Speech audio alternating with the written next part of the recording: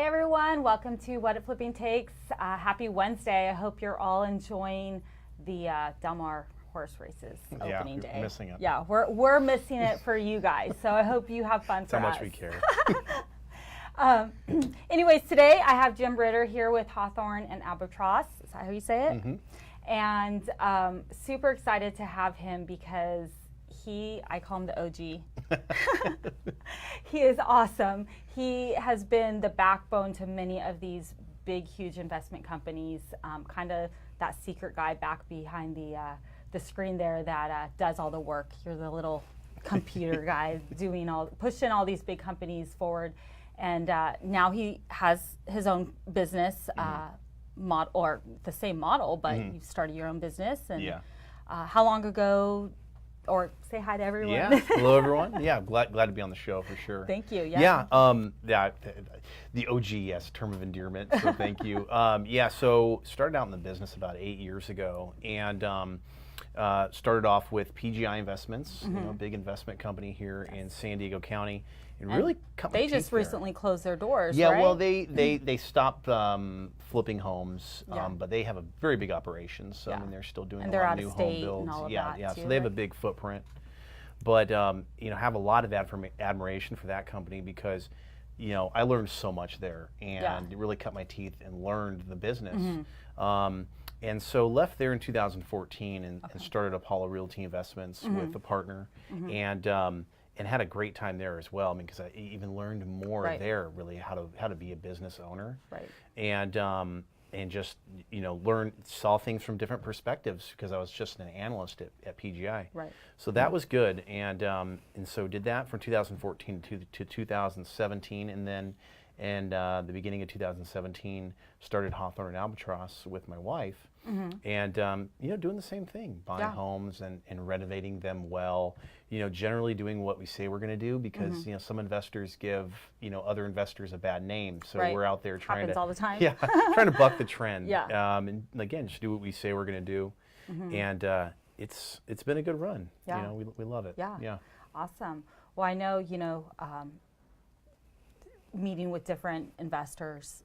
I met with Derek Evans this morning. He said hi, and he loves you. And I said, I love him back. I said, I just went through one of his properties when they were doing the renovation, the one in Spring Valley, and I said, he's got a good-looking crew. Like, he must have a good whip on them or something because they were all like uniformed, ready to go. The whole house was clean. Like, usually you go into these homes and there's like crap everywhere. You can't walk through, and I'm like,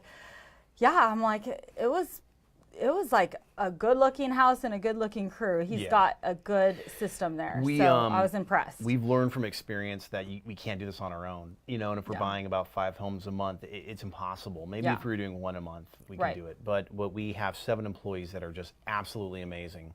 And about half of our employees are just dedicated to the renovations of the home, doing them well, doing them fast, getting them on the market, and putting out a really good product because, and we'll probably touch on this in a little bit, it's getting tougher in the market. Inventory's up and values are leveling off. And so we look at that and say, well, we still need to sell this house in 2 to 3 weeks on the market. So what do we need to do?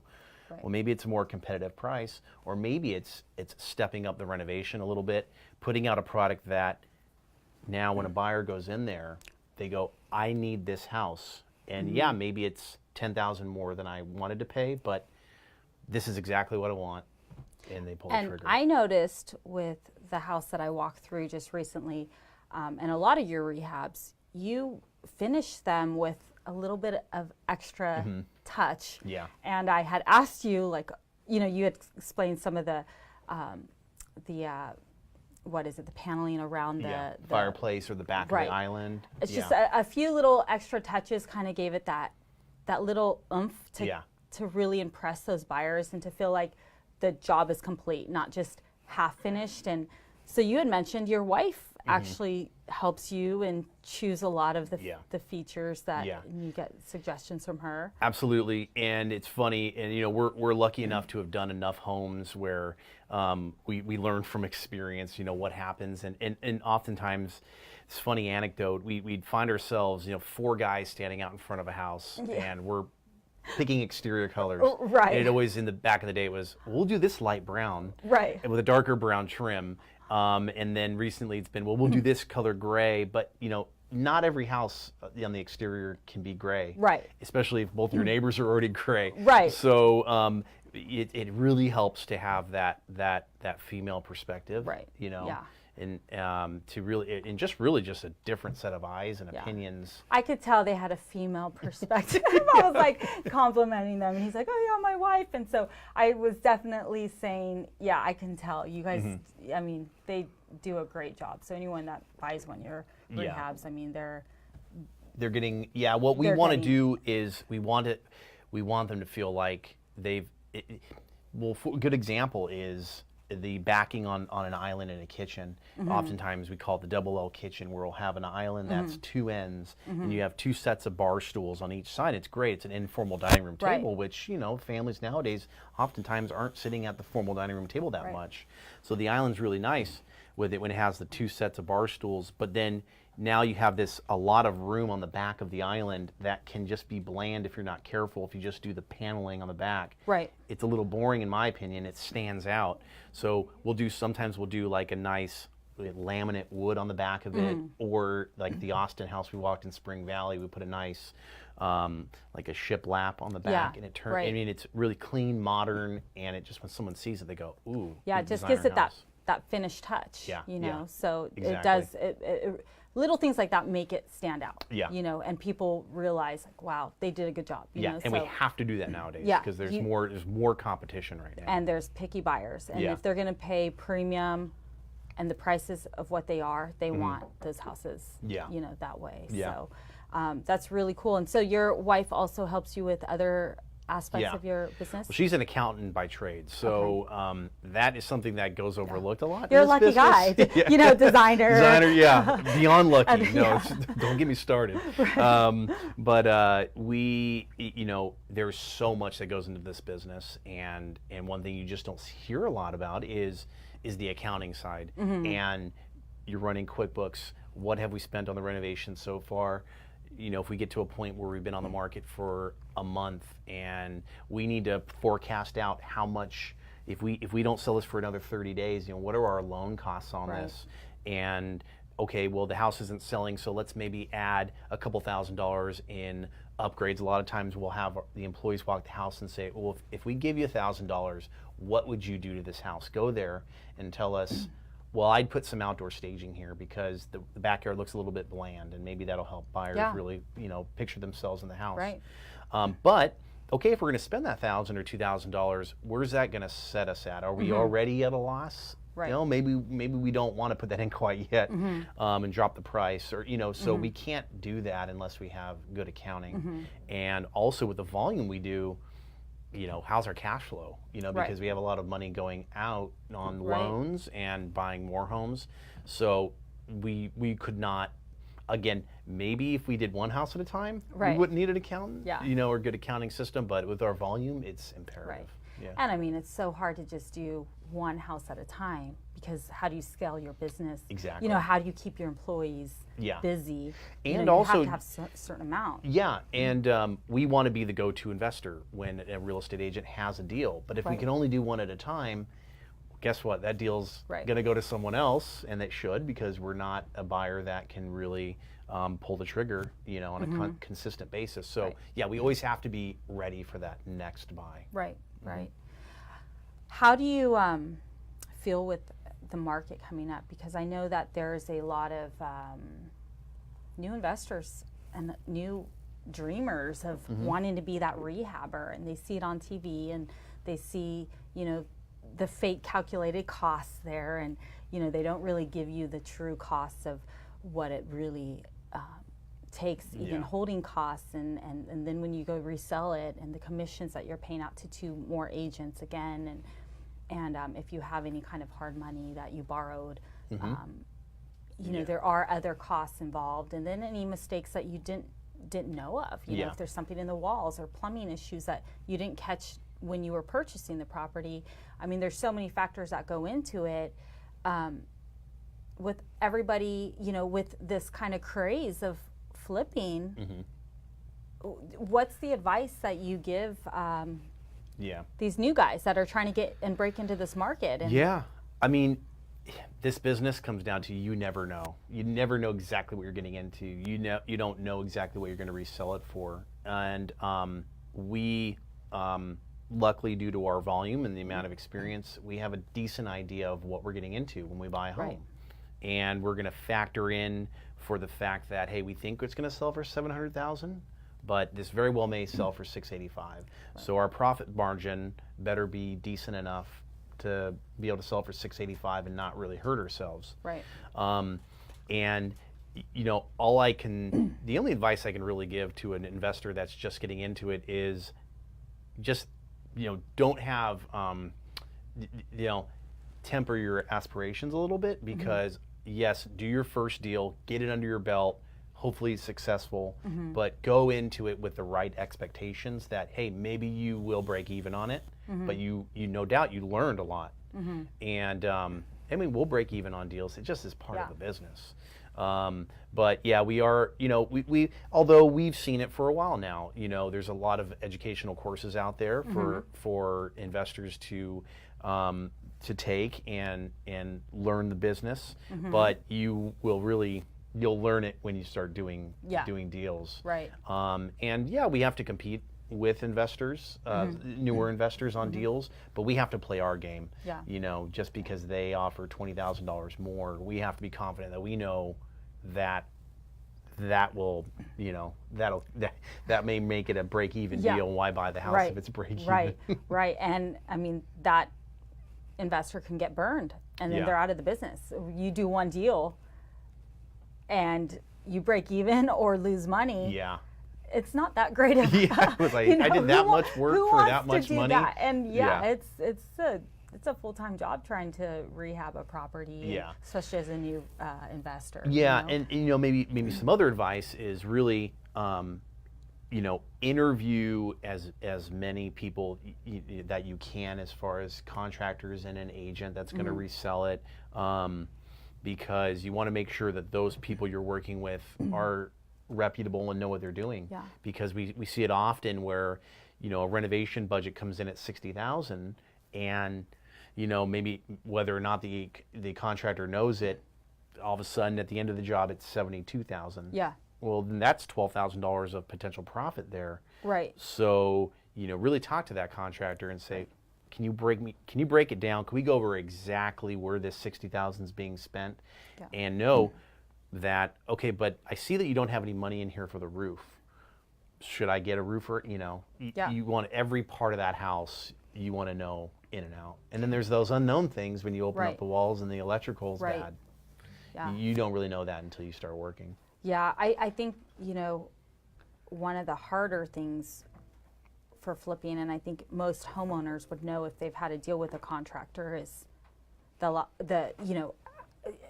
can you trust this contractor? Are they going to do a good job? They sound good, and they show you work that they've done. And, you can either go with a big guy, but he's going to cost more. And with the flips, you just have to really go through those contractors and interview them and make sure, they're going to stay within their budget. They're going to show up to work. They're going to be on the job. Yeah. If you hire a contractor that has too many jobs going on, then it's like, where are you? Like, I have a time frame here. And now maybe they did the home for $60,000, but it took them 4 months to renovate it. Yeah. Well, then that's a lot of carry costs there that ate into your profit. You should ask for past clients of theirs that you can that can vouch that they've done a renovation like you're talking about. Efficient renovation, get it done fast and at a good price. Well, can you tell me the clients that you've done that for in the last year? Right. Well, I did it 5 years ago. Right. Okay. Yeah. We need some recent. We needed a contractor that's done it. Recently. And luckily, with your size of your team, you can have that project manager that's really being the hard one, making sure that they show up, they're doing things right, they're overseeing everything. Yeah. Because when you're a little guy and you're trying to do it all on your own, and you can't afford a project manager yet, and you're the project manager, and you're trying to wheel and deal the prices and then stay on top of them at the same time. Yeah. That's just a part of how difficult it is to start really getting these going, you Yeah. know. You can get burned from a contract. I mean, you know, you Yeah. can really get burned from some of these contractors. So, Yeah. and I know a lot of the rehab companies and the flippers, all that, they go through several different contractors. Yeah. Or it happens, and it's part of the business. But it's something where you just roll with the punches. Yeah. And we're still learning so much on every single deal we do. Mm-hmm. So we're blessed to really be in that position. Mm-hmm. But even when you're first starting out, it's tough because you're at the very beginning of learning. Right. You know what There's what, so many what happens in the mistakes flips that could be made Yeah. for the whole process from Yeah. start to finish. No doubt. Yeah. What do you see with the market coming up, but with the way that the inventory is so tight, the prices have jumped, even the cash sellers, or if they know they have a house that's falling down, they're still like, well, that house down the street sold for $500. So I should get $520 for mine because the market's increasing. Right. Yeah. Exactly. But it's like yours is you need work on yours. That one was already, you know, in decent shape or whatnot. You know, so dealing with either the agents who think that the house is worth so much, or the off-market sellers. Yeah. You know, they see all the values going up, and they want the most for their house, of course. Yeah. But you know, you're dealing with a very low inventory. The investors are all fighting over the same properties, and then sellers' expectations of the pricing now are high. Yeah. You know, with the competition that's going on in San Diego, Yeah. what do you see for the market? Because I mean, some people are saying, okay, well, you know what, we're kind of slowing it down.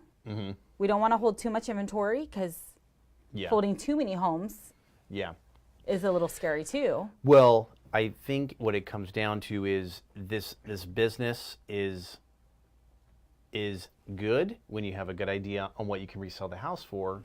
And when it gets to a point where you're not so sure what you can resell it for because your current homes are not selling for what you thought they could, it really makes you think about things because, you know, there's a lot of money on the line. So, you know, what we are seeing right now is definitely homes taking 2 to 3 more weeks to sell on the market. Okay. And, you know, for us, we generally don't want the homes to be sitting that long. We want to put a good product out there at the right price and you know, and sell it within that first 2 to 3 weeks. So, but with us seeing that they're not moving, it's definitely making us more cautious on the front end when we put an offer in. And it just in general, you know, just need to be cautious. And we're seeing the inventory creep up a little bit. If you looked at, I was reading a report yesterday. It was June of last year, inventory was down 28% over year to year. June of this year, inventory is up 25% year to year. So that causes us a little bit, you know, it's just there's more competition out there. Right.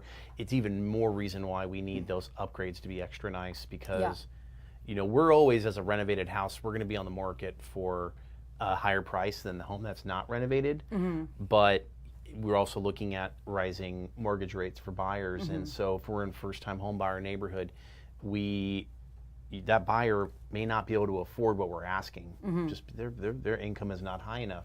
Right. So those are the constraints we're seeing right now. I think in the short term, while we're seeing what this transition looks like in the next 3 to 6 months, we're just going to be cautious on what we offer. We're still going to be buying for sure because there's a lot of fixers out there, foundation problems, tenant problems, fires of the house. Out-of-state sellers. Yeah, you know, that happens, and there's always going to need to be an investor that's out there that buys it. But we will likely not be offering what we offered, you know, 3 months ago because we're not, you know, you don't know exactly what it's going to sell for now while we're in this transition. Yeah, you're just kind of, it's a bit of a transition right now, I think, with everyone. And buyers are they're not just jumping like they were. Yeah. You know, before they were so excited, you'd have 10 offers the first few days, and it's like, you know, they're aggressively fighting over the property. You know, now I'm always like, okay, how much does your buyer love the property? Like, because sometimes it's just the oddest thing is like you get 3 offers in and then you call 2 of the agents back, you know, okay, I'm collecting offers for the weekend. We're having our open houses, blah, blah, blah. We'll respond back to you Monday, Tuesday at the latest.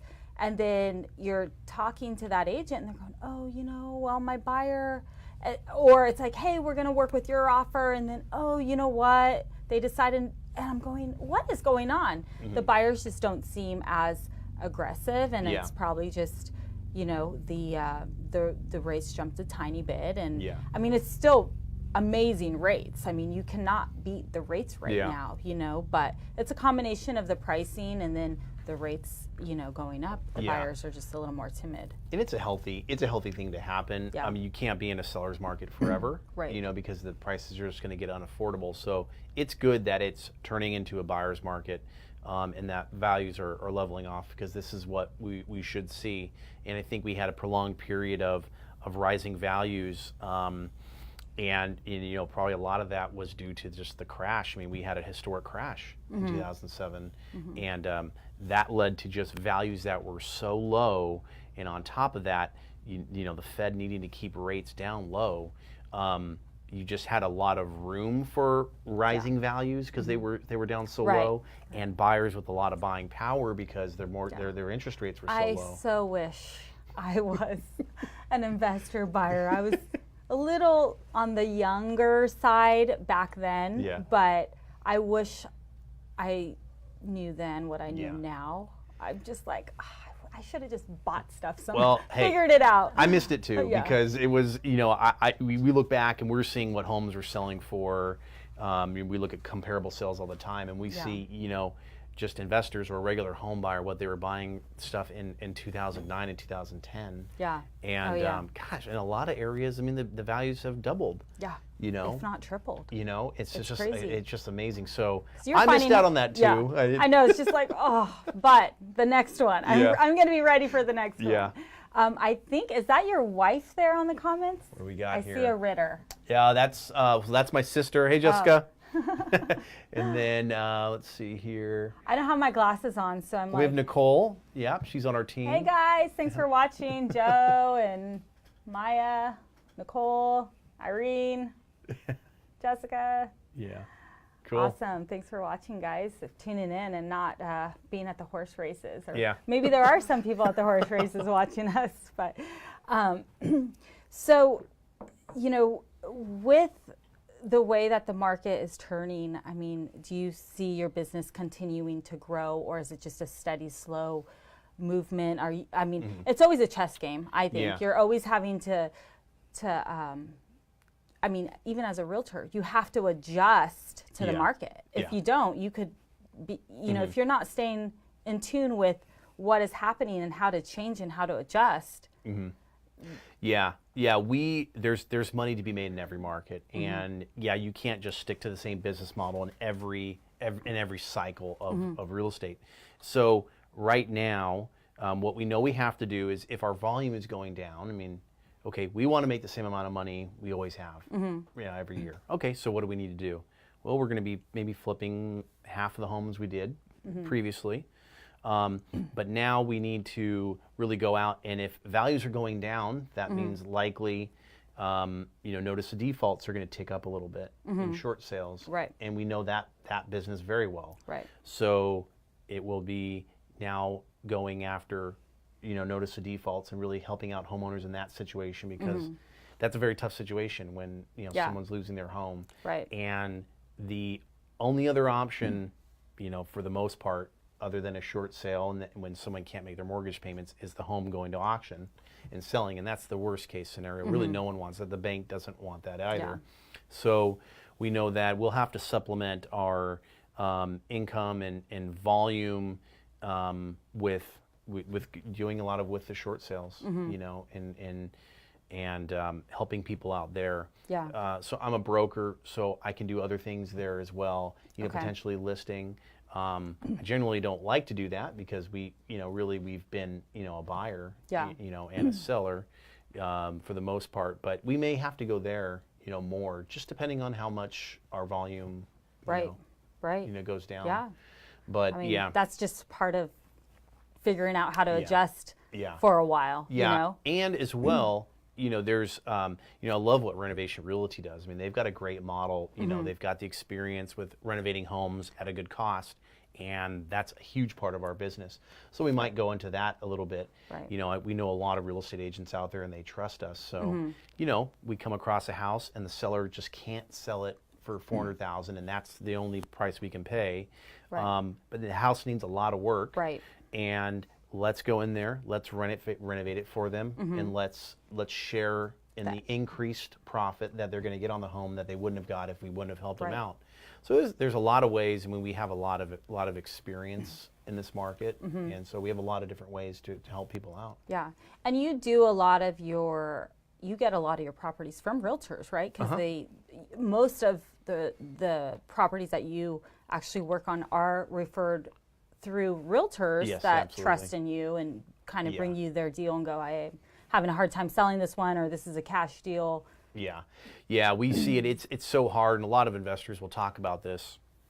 It's so hard nowadays to go on the MLS and get a deal. Yeah. Because if you're a newer investor and you want to buy a home and do your first one, you're going to go on the MLS to submit. Well, now they're maybe submitting and closing on a house at too high of a price. And we just can't compete against that. So we learned a while back that you're really the smart model, if you are do what you say you're going to do, and you're not going to ask for a reduction on a home, you really need to be the go-to investor for as many agents as possible. And they know that if they have a listing and it's on the MLS, but these investors keep submitting and backing out. I mean, we've picked a number of deals up as being that third investor. Right. That, the first two just backed out of the deal and didn't say what they said they were going to do. Right. We get almost exclusively all of our homes. I mean, it's 98% of all the homes we buy are from real estate agents. Right, and that's great. I mean, because that's a whole job in itself to try to find properties and buy them up. And so if you have good relationships with the realtors, them just bringing them to you, I mean, that's the best and easiest way to go. If I mean, because the other option is spending money on a lot of marketing to get to sellers directly. Right. But I don't like that. One, it's costly for marketing, but two, it's cutting real estate agents out. That I'm getting to the seller directly. Right. And then that for me is really, that's cutting out people that have really kept me in business for a long time. Right. So it's really counterproductive, I've seen. Yeah. So. Yeah, I know. Just having relationships are so important in this business. Yeah. And even for realtors, I mean, we have our handful. Yeah. Each realtor has her handful of favorites that of the investors that they can trust in. Yeah. And and I know with myself, I kind of know which investors like certain areas or specialize in areas. And, they'll buy them up in that area. So I kind of go, hey, I know you just did one down the street. Check this one out. See if you can, if you want to buy it. But when you, as a realtor, when you do list it on the market and it's a fixer, I mean, you're hounded. I mean, it's like insane. Yeah. And majority of those investors are brand new and they don't know what they're doing, or I don't trust them. So it's like, I'm trying to look out for my seller's best interest, get them the best cash investor offer, and that's why I have several, because I'm like, hey, my fiduciary duty is to the seller. So which one of you can pay the best? Because I know you guys are all close to the same, so you try to fish out and who can offer the best the closing situation, the best closing terms for the seller. And the structured companies like yourself, you guys know how to do that. It's like, you know what? It's an elder lady. We'll get a moving truck. We'll move her out. We'll release money early. Right. So you can use that for moving expenses. Yeah. Just whatever makes it easy. Yeah. I mean, some people are in really tough situations and they don't have the means or the money. They don't have help. Yeah. Sometimes they have no family. Yeah. And they just need help. Yeah. The way we look at it is what is the seller's pain point? Because these homes that we're buying generally, it's a financially distressed situation or a physically distressed situation, and I mean there's usually something awry? Why did the house get in this condition? I mean, something's always up, and so what our job is to figure out what that is and be that solution for the seller. Yeah. So, on reality shows, flipping, they don't ever. It always usually ends with like, yes, we made $80,000 and this and that. Oh, I wish. With you being in this industry for so long. Yeah. And I mean, I see it as, okay, when you are doing, so many flips, you're going to have some losses. But those big wins helped with those losses. So, at the end of the day, you still made money. At the end of the year, you're still profiting. But there could be some homes that were definitely in the red zone that you just closed on or whatnot. So what are some of have you had some major losses in your career? Have you had some, I don't even want to talk about this property. Let's change the subject completely. No. Let's not. We definitely had losses. I mean, luckily we've never had, $100,000 loss. Yeah. But you do come across them. And it just happens. $100,000. Can you imagine? Yeah. That would obviously be devastating for any company. Yeah.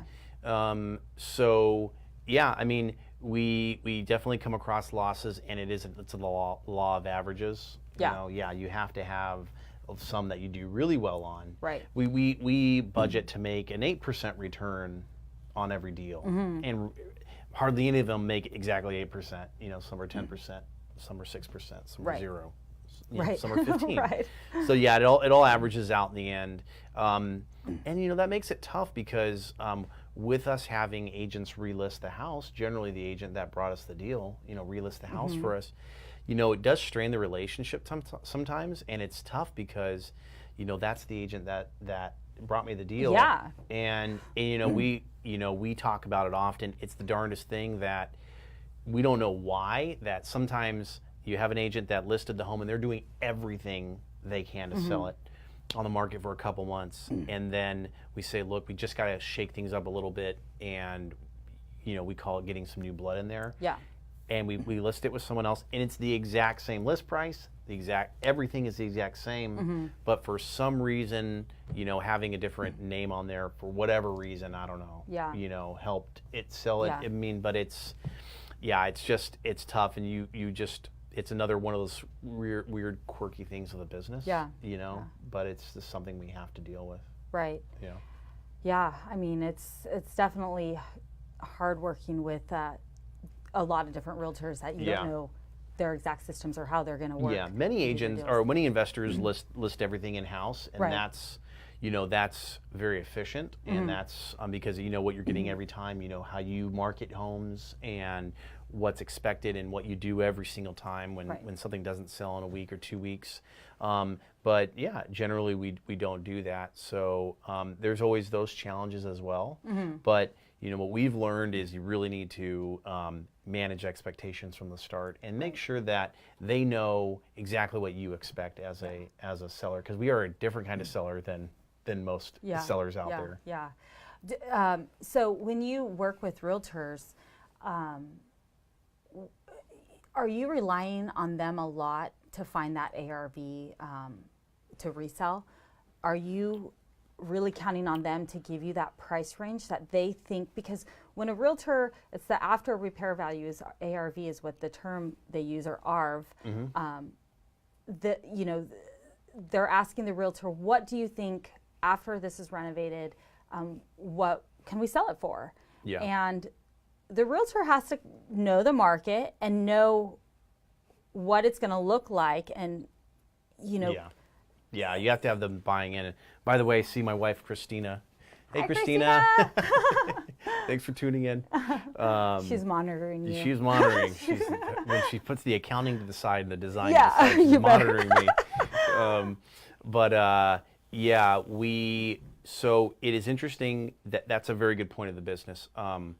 We as investors, that's our job. I mean, I started as an analyst, and that's what that analyst does, is what can you really resell this house for if it's renovated this way? We definitely need the buy-in from the real estate agent of what it can resell for. But to be brutally honest, it's probably just our ego speaking, but we know, or we think we have the best opinion of what that house can resell for, just generally because we know what kind of product we put out, and we really studied those comparable sales when we were buying the home. Right. But back to the managing expectations for with the agent, they need to buy into that ARV, because I don't want to get in the position where, hey, well, Jim, I told you that this house could not sell for $675. Yeah. Well, let's get on the same page at the beginning, because maybe I can just pay you a referral fee, because we don't want to both be let down. Right. And here's what we need to sell this for to make our numbers work. And so it's definitely something that we have to get out in front of, and we have learned. We didn't always do that, because the market, generally for a long time was, you could just, it was selling like hotcakes, and you could misanalyze something, right? And you thought it would sell for $670, but it actually sold for $700, and that was a good way to miss the ARV. Right. But now we're looking at, okay, we thought it would sell for $675, and now it actually sold for $650, and that, could make it a break-even deal. Right. Or even just interest adjustments. Yeah. You have to take that in account. Yeah. You know, and when did Trump get elected? It was 2 years ago? Was it 2 years ago now? Ago? Yeah, 16. That, end of the year, October, November, December, it was on hold status. People were waiting for the election to happen to just decide whether they want to buy a house or not. I'm like, you still need somewhere to live no matter what president gets elected. But it was it just kind of slowed down, and I was still getting a lot of activity, but no one serious, at that time. And it's just, when you're buying a property and you're calculating the time to renovate it and time, you have to calculate it the right season and the right timing, and see if there's any elections or something crazy happening that could affect it. And we look at that definitely with summer and going into the holidays, and having, we generally are gonna own these houses for 90 days, hopefully not more. So 90 days or less. So we really need to look at, forecast a little bit. Where are we gonna, where are we at in 90 days? Where are we in? Is that Christmas time? We'll look at it and say, well, if we're buying a house in November and we're going to be going on the market right around Christmas, we need to budget for holding it longer, because we're going to have probably at least 2 weeks of very little activity at the home. And it's just it's weird. You do have those little quirks in the real estate market, but it is all part of investing that we have to look into. And there's so many moving parts. To what you do. Real estate in general is pretty hard, as trying to keep up with everything. But as a flipper and a rehabber, I'm just it's everything. It's another layer. It's a lot of sleepless nights. So Hawthorn and Albatross, what does that mean actually? It's there's a story behind it, of course. So my wife's family, they have, in their trust, they've had a house there on the corner of Hawthorn and Albatross in Bankers Hill. And it's a very cool house. It's built of all granite rock. All the way from the foundation up, all the way through the house. So it's such a cool house, built, around 1900, and just so neat. We look at this house and we say, that house isn't going anywhere. It's a solid foundation, and we know that we as a company want to be around for a very long time and have a solid foundation in this city.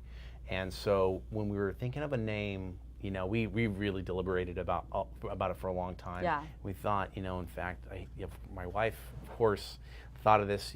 What about the corner of Hawthorn and Albatross? This is where this house is at, and this is we want to be a company that's out there for a long time. So that's the story behind it. I kind of was thinking that, and then I noticed, your website too. I liked how clean it was, and it's very urban style. I'm like, his wife must have something to do with this again. Nothing to do with that. I was like, you know what? They make a good team. Which is that's a good thing I had nothing to do with it. So. That's very cool to have a family business, family run, and have you both having a good set of eyes. I think it makes a big, huge difference. To have. No doubt. little extra there, and she cares about it just as much as you do, Yeah. because it's your business together. So, I mean, that's, it's Yeah. a one of a kind, especially to work together, and all the business decisions. I mean, when you can make it work like you are, it's rare. So I think you guys stand out a little bit. No, well, I'm extremely lucky. I've seen it. This is the third business I've been a part of in with flipping, and it's head and shoulders better than the others, because of that collaboration and that opinion that she gives. You're already married, so you know what you're partnering up with. So, yeah, exactly. I know what I'm getting into. Yeah. Well, I think our time's up. I hope you guys enjoyed our show, and I hope you learned a lot from Jim. And like I said, he's one of the best in the business. So if you're a realtor or you're a seller that has a fixer and you need some help and you want him to take a look at it, great guys, the cleanest, good-looking guys I've seen around. So you could definitely have a good group of guys around you. And thank you, Jim, so much for coming. Yeah. And you can shoot out your info. We'll also put it online, but how to get a hold of you and who to contact, and reach out. So. Yeah, well, thank you so much for having me. Yeah, thanks. It was fun, and hope everyone had a good time at their horse races, and we missed out, but maybe next week or the week after I'll be showing up. So, all right, guys, thank you so much.